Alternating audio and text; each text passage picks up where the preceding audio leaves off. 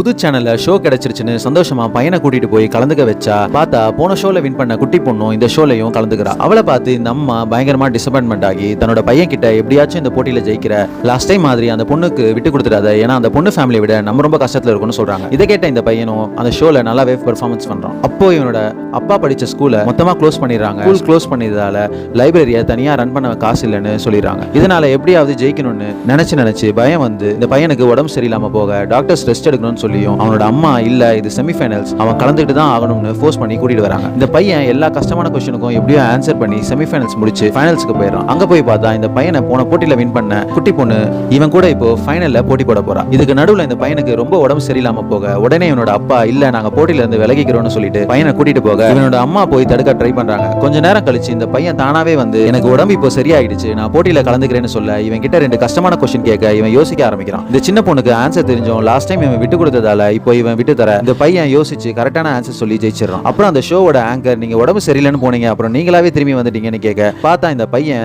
தன்னோட அம்மா கிட்ட நான் போட்டியில கலந்துக்கிறேன் ஆனா ஜெயிக்கிற காசை மறுபடியும் லைப்ரரி துறக்க கொடுத்துடணும்னு சொல்றான். அப்புறம் இவனோட அப்பா அதே மாதிரி இதுதான் இவனோட கடைசி டிவி ஷோ போட்டியா இருக்கணும்னு சொல்ல அவனோட அம்மா வேற வழி இல்லாம ஒத்துக்கிறாங்க. கடைசியில இந்த பையன் ஆசைப்பட்ட மாதிரி லைப்ரரியும் திறந்துடுறாங்க.